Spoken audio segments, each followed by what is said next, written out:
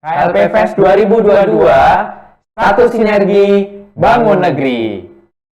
Baik, kita mulai saja pemaparan dari pemerintah Kabupaten Banjarnegara. Namun sebelum masuk ke pemaparan, kita saksikan video berikut.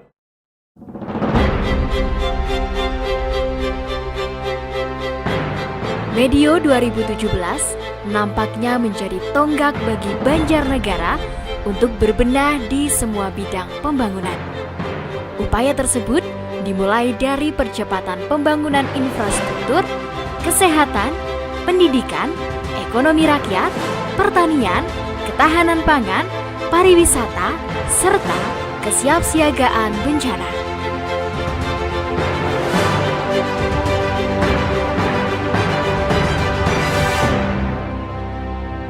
Mari sejenak berefleksi diri, bermuhasabah, sembari membuka kembali lintasan waktu Banjarnegara 5 tahun ke belakang.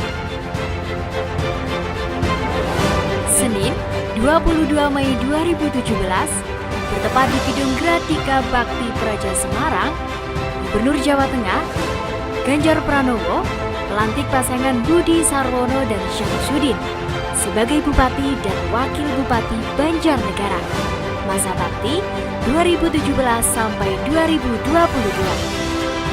Program unggulan pertama, pembangunan infrastruktur, khususnya jalan dan jembatan, adalah impian dan harapan masyarakat. Mereka berharap dengan dibangunnya jalan yang bagus dan mulus, roda perekonomian akan berputar. Demikian juga kegiatan pendidikan, pelayanan kesehatan, dan akses pariwisata dapat dijangkau dengan mudah, cepat, dan hemat.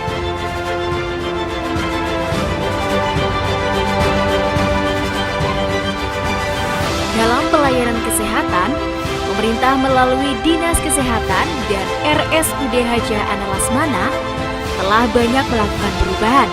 Revitalisasi puskesmas-puskesmas yang ada di wilayah terus dilakukan dan disiapkan menjadi fasilitas kesehatan andalan, sehingga masyarakat bangga berobat ke puskesmas.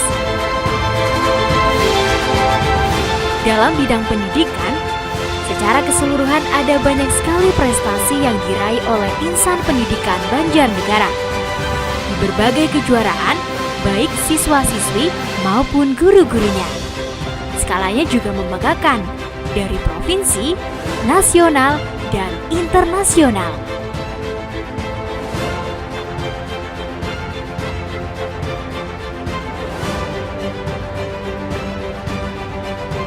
Pembangunan bidang pertanian, peternakan, dan ketahanan pangan mendapat perhatian penting. Banjarnegara adalah penyangga pangan Jawa Tengah. Pembangunan bidang pertanian diarahkan untuk mendukung peningkatan ketahanan pangan pokok, padi, jagung, kedelai, gula, bawang merah, dan cabai. Pemberdayaan dan pendampingan petani, peternak, bantuan bibit, pupuk, serta fasilitas distribusinya terus digalakan. Demikian juga dengan pembangunan jalan usaha tani untuk membantu akses petani untuk menjual komoditasnya. Pembangunan bidang pariwisata juga mendapat perhatian serius. Pemerintah pun terus melengkapi sarana dan prasarana infrastruktur daya tarik wisata atau destinasi yang dimiliki, antara lain aksesibilitas, amenitas, dan atraksi.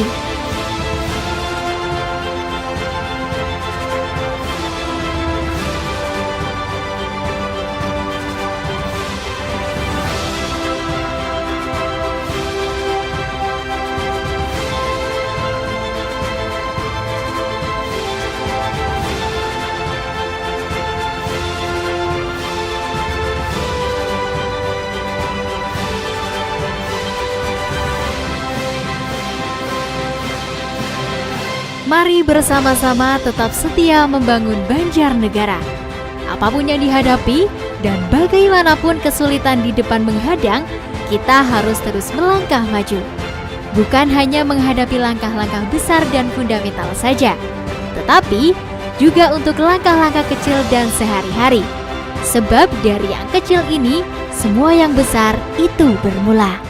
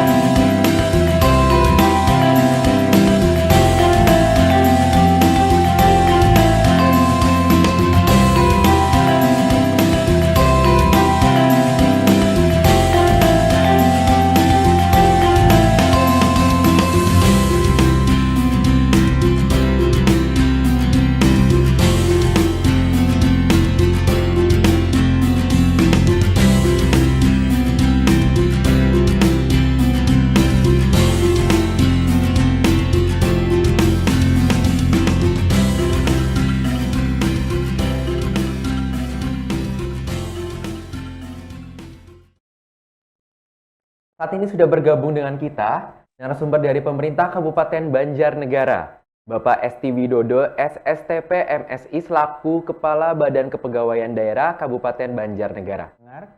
Cek, bisa terdengar Mas Ilham? Oh ya, siap. Sudah terdengar. Siap, Bapak. Sudah terdengar, Bapak. Ya, silakan, Bapak. Selamat siang Mas Ilham, Mas Daren. Ya, selamat siang, Bapak. Selamat siang, mohon maaf tadi ada gangguan sedikit ya. Oh, siap, ya. Aman, Pak. Terima kasih. Ya, yang saya hormati Mas Ilham, Mas Daren, kawan-kawan semuanya dari alumni maupun calon alumni PKN STAN. Ini saya dari Banjarnegara, dari BKD Kabupaten Banjarnegara. Saya ingin memperkenalkan sedikit, barangkali kawan-kawan ada yang belum kenal jadi Banjarnegara itu ada di mana. Ya, Banjarnegara itu ada menjadi salah satu kabupaten yang ada di di Provinsi Jawa Tengah. Lokasinya Banjarnegara itu berbatasan dengan Kabupaten Wonosobo di sebelah timur. Ya, di sebelah timur ada Kabupaten Wonosobo, sebelah barat itu kita berbatasan dengan Banyumas, kemudian kita juga berbatasan dengan Kabupaten Batang dan Kabupaten Pekalongan. Kita Banjarnegara ada 20 kecamatan dengan penduduknya itu sekitar 1,1 juta jiwa.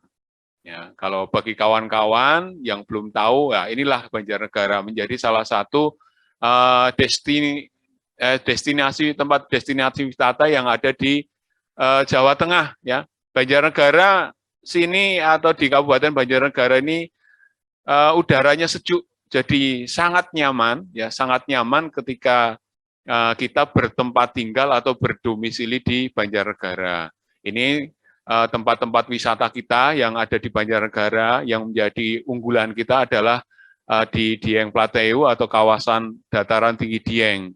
Nah, barangkali kawan-kawan loh, Dieng itu kan masuk Wonosobo. Sebetulnya Dieng itu masuk dua kawasan, Banjarnegara dan di Wonosobo. Namun sebagian besar 80% kawasan Dieng ini adalah masuk di Kabupaten Banjarnegara. Banyak sekali tempat-tempat wisata, ya, kawan-kawan yang belum pernah ke Banjarnegara, kami mengundang dan kami mengajak kawan-kawan untuk wisata di Kabupaten Banjarnegara. Saya yakin dan percaya kawan-kawan tidak akan menyesal untuk datang ke Kabupaten Banjarnegara. Kemudian di tempat kami di Banjarnegara ini ada beberapa dinasnya itu ada 15, kemudian badan ada 5 dan terbagi menjadi 20 wilayah kecamatan. Kami tahun ini mengundang lulusan-lulusan PKN STAN untuk bisa bergabung dengan kami di Kabupaten Banjarnegara untuk bisa bersama-sama memajukan Banjarnegara. Memang Banjarnegara ini bukan termasuk kabupaten atau kota besar di Jawa Tengah. Ini dapat dikatakan Banjarnegara ya kota kecil. Tetapi semangat kami di Banjarnegara kami akan terus berjalan, kami akan terus berlari ya untuk bisa sejajar dan maju bersama dengan kabupaten kota yang lain yang sudah lebih maju dari Kabupaten Banjarnegara saat ini. Nah, tentunya kami butuh SDM yang mumpuni, SDM yang mempunyai keahlian dan keterampilan khusus. Salah satunya kami mengajak dan mengundang para kawan-kawan lulusan STAN ini untuk bisa bergabung di Kabupaten Banjarnegara. Tahun ini kami mengajukan usulan 9 orang formasi untuk lulusan STAN. Ini terbagi dalam 5 jenis jabatan dengan kualifikasi pendidikan yang sudah kami ajukan. Kemudian di Kabupaten Banjarnegara kami saat ini memiliki jumlah ASN 8.655 orang, yang sebagian besar 95,49% itu adalah PNS, kemudian CPNS-nya ada 4,51% dan P3K-nya ada 18,35%. 9 formasi yang kami tawarkan pada kawan-kawan di lulusan PKN STAN ini nanti akan kami tempatkan di BPKAD, ya, Badan Pendapatan Pengelolaan Keuangan dan Aset Daerah. Ini menjadi salah satu OPD dengan tipe A, terdiri dari 6 bidang. Ini termasuk dinas yang besar, membawai pendapatan, pengelolaan keuangan, dan pengelolaan aset daerah. Jumlah pegawai di BPKAD ini sekarang jumlahnya ada 86 orang, ya, PNS-nya ada 59, PTT 5 orang, dan ada tenaga kontrak harian lepas ada 22 orang. Nah, 9 orang ini nanti rencananya akan kami tempatkan di BPKAD untuk memperkuat bidang-bidang yang ada di OPD tersebut. Kemudian barangkali juga muncul pertanyaan, Banjarnegara dengan kota kecil sebetulnya kami diberikan fasilitas apa ketika nanti akan bergabung di Kabupaten Banjarnegara, ya. Tentunya TPP kami di tahun 2023 ini sudah disetujui ada kenaikan bagi lulusan STAN nanti dimasuk ke kelas jabatan kelas 6 dengan TPP-nya sebesar Rp3.721.300. Dan di samping itu nanti akan mendapatkan juga tambahan penghasilan dari insentif pajak yang diterimakan 3 bulan sekali. Pertanyaannya, kok kecil sekali TPP-nya gitu ya? TPP sebesar itu sebetulnya bagi kami yang bertugas di daerah kecil, di kota kecil, ini ya dapat dikatakan cukup dan layak. Karena apa? Ya, kami di Banjarnegara biaya hidupnya itu jauh lebih murah, ya. Jauh lebih murah dibandingkan dengan kabupaten kota yang masuk ke kota-kota besar, ya, kota-kota besar. Sehingga dengan TPP segitu, ya, sekitar 3,7 juta, ini dapat dikatakan cukup untuk membiayai kehidupan ASN kesehariannya, di samping tentunya gaji dan barangkali nanti ada penghasilan sah lainnya yang tidak bertentangan dengan aturan perundang-undangan. Kemudian fasilitas lain tentunya kita buka untuk peningkatan kapasitas, pengiriman diklat teknis fungsional, kemudian kita juga buka kesempatan pada saatnya nanti untuk mengikuti izin belajar, tugas belajar, ya.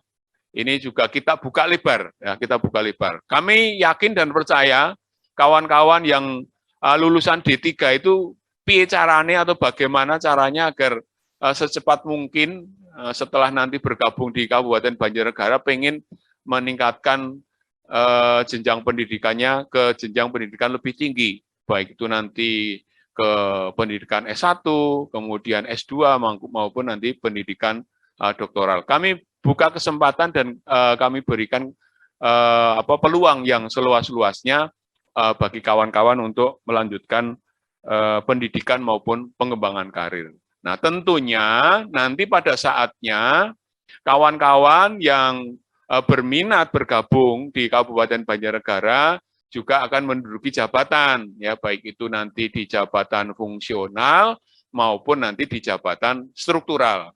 Semuanya dibuka kesempatan yang sama, diberikan kesempatan yang sama tanpa membeda-bedakan baik itu agama, ras, kemudian asal-usul dan sebagainya. Semuanya diberikan kesempatan yang sama secara profesional. Ya, itu barangkali sekilas gambaran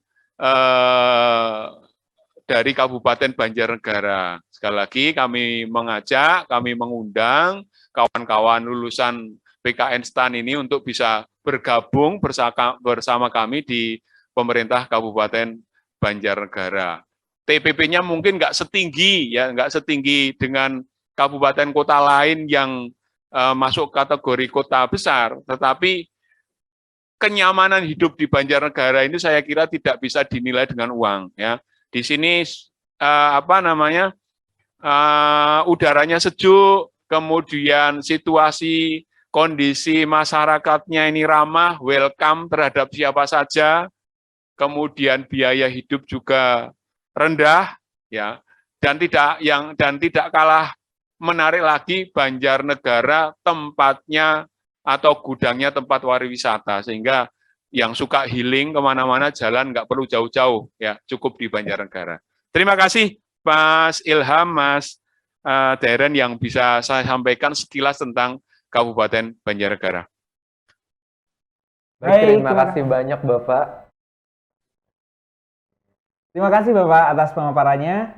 Sekarang kita masuk dalam sesi tanya jawab ya Bapak ya.